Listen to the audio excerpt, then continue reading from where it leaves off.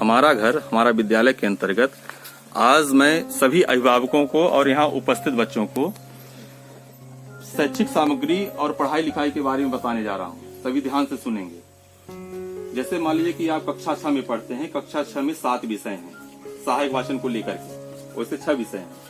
तो जब तक आपसे पढ़ते नहीं बनेगा, जब तक अक्षर ज्ञान नहीं है, किसी पुस्तक पढ़ नहीं पाएंगे, तो हर विषय के पाठ्यक्रम को नहीं समझ पाएंगे। तो पहली आवश्यकता है कि पुस्तक पढ़ते बने। अब वर्तमान में विद्यालय बंद हैं कोरोना के कारण, कोविड-19 के कारण, तो घर में ही ऐसी व्यवस्था आप बनाएं कि जो अभिभावक पढ़ना जानते हैं वो अपने बच्चों का पढ़ने में सहयोग करें, और जिनसे नहीं बनता है तो स्वयं खुद सीखें और अपने बच्चों को साथ में सिखाएं। ठीक है। आप क्षेत्रीय भाषा का प्रयोग करें। मान लीजिए मानक हिंदी, खड़ी हिंदी नहीं बोल पा रहे हैं, तो अपनी जो भाषा है उस भाषा में आप पढ़ाएं, उसको बताएं। तो पहला काम यह है कि सभी बच्चों से, उपस्थित बच्चे सुन रहे हैं, पुस्तक पढ़ते बने, पुस्तक पढ़ लें। पहली आवश्यकता है। दूसरी आवश्यकता यह है कि 100 तक की गिनती आनी चाहिए। तीसरी आवश्यकता यह है 20 तक के पहाड़े आना चाहिए, पहाड़े बने। ठीक है। तो पहला फोकस आप करिए कि आपसे पुस्तक बने। अब पुस्तक कैसे बने? तो जिससे बनता है दूसरे को सिखाएं। जिन बच्चों से बनता है, शिवम रावत से बनता है, शिवम रावत दूसरे बच्चे को बताए। शिवम की मम्मी से बनता है तो सुजीत की मम्मी को भी सिखाए और सुजीत को भी सिखाएं साथ में। बहुत खुशी की बात है कि अभिभावकों से पुस्तक पढ़ते बनता है, लेकिन दुख की बात यह है कि अपने बच्चों को किताब पढ़ते नहीं सिखा रहे हैं। अभिभावकों से यदि बनता है पुस्तक पढ़ते, तो अपने बच्चों को घर में बैठ करके पुस्तक अक्षर ज्ञान करा सकते हैं। किताब पढ़ते बनना चाहिए। उसके लिए आपको समय देना पड़ेगा। गृह कार्य ठीक है, उसका काम करने के बाद आप बैठ जाइए और सिखाइए बैठ करके, सुबह शाम दोपहर जब भी समय मिले। अब सिखाने का तरीका हम बता सकते हैं कैसे सिखाना है आपको। एक पहाड़ा जो बाल पोथी मिलती है उसको ले लीजिए। तो पहले वर्णमाला सिखाइए शुरू में, फिर आप 12 खड़ी सिखाइए, और इसके बाद धीरे धीरे 2 अक्षर वाले शब्दों में आइए, 3 अक्षर 7 शब्दों में आइए। इसी तरह से मात्राओं में चलिए। पहले अ की मात्रा, की छुट्टी की मात्रा। और हर व्यक्ति के पास अलग अलग तरीके होते हैं, टेक्निक होती है। तो आप जैसे सीखे हैं वैसे ही बच्चों को सिखाएं। आपसे जैसे बनता है कि इस तरह से हम सीखे थे, आप याद करिए जब आप पढ़ते थे, तो उसी तरह से अपने बच्चों को भी पढ़ाना है, उसी तरीके को अपनाना है। ठीक है। तो आज मैं एक पुस्तक ये देख रहा था, कक्षा 5 में बाल भारती, इसके पाठ 2 में यहाँ पर एक कहानी है। पाठ 2 में एक है बुद्धि का फल। ठीक है। इसको आप लोग पढ़े हैं कक्षा 5 में, ये बुद्धि का फल कहानी।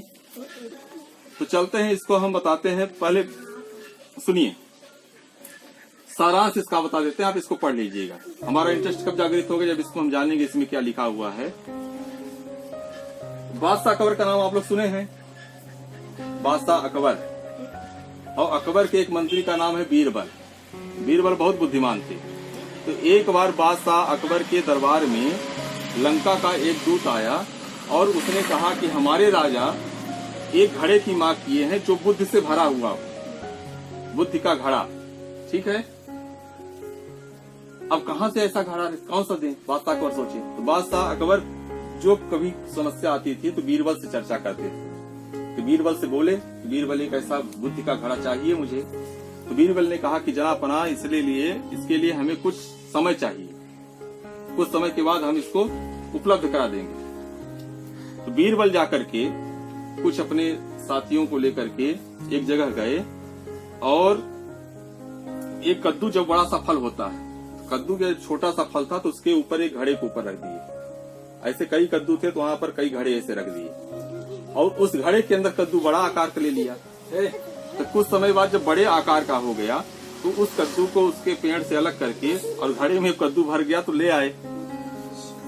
किसके पास ले आए? अकबर के पास। अब बोले कि ये जो लंका का दूत आया था उसको देने के लिए बुद्धि का घड़ा ये तैयार है, ये प्रस्तुत है, लेकिन इसकी शर्त यह है कि इस बुद्धि का उपयोग करने के लिए इसके बर्तन को किसी प्रकार से चोट न पहुंचे। वो मिट्टी का घड़ा था तो जाहिर है आप लोग जानते ही होंगे, जब उसको निकालेंगे तो घड़े को फोड़ना पड़ेगा।